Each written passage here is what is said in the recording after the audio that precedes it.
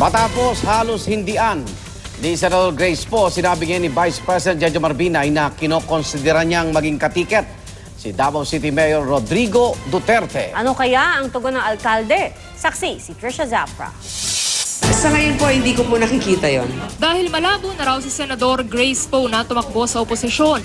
At nasa Davao Region na rin lang naman si Vice President Jejomar Binay, natanong siya kung bakit hindi na lang kuning katandem sa 2016 si Davao City Mayor Rodrigo Duterte. Nag-usap na ba kayo ni Duterte, sir? Hindi ko nakita si Digong. But the mayor is very qualified, I tell you. I would like to just relay my message to him that I am not running for any national position.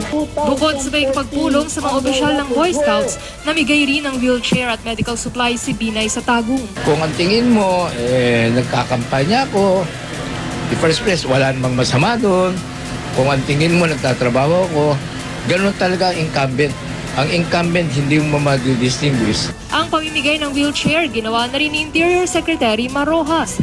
Naglilibot din sa mga probinsya sa nakalipas na mga araw, pero wala pa raw siyang desisyon kaugnay sa susunod na eleksyon. Darating din dyan at lahat naman tayo ay nagnanais na magpatuloy itong daang matuwid. Kung si Binay nagsabing walang masamang mangampanya, sabi ni Rojas ngayon nang mag-turnover siya ng mga patrol jeep sa PNP, hindi raw ito papogi lang. Hindi lang ito laway, hindi lang ito tarpaulin, hindi lang po ito na nasa photo op. Marami dyan dumating, nagpa-photo op, umalis.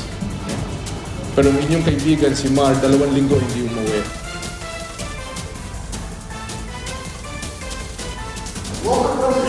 Sa telebisyon naman, parehong may mga ipinalabas ng katalastas si dating Senador Panfilo Lacson at si Senador Alan Peter Cayetano. Si Lacson sinabing sinusubukan pa niyang mapataas ang rating sa mga survey.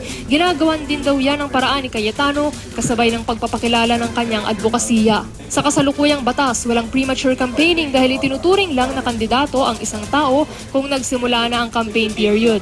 Nitong Martes, tinalakay ang panukala ni Senador Miriam Defensor Santiago na naglalayong ipagbabawal ang pangampanya 1 taon bago ang eleksyon. Ako si Trisha Zafra, ang inyong saksi.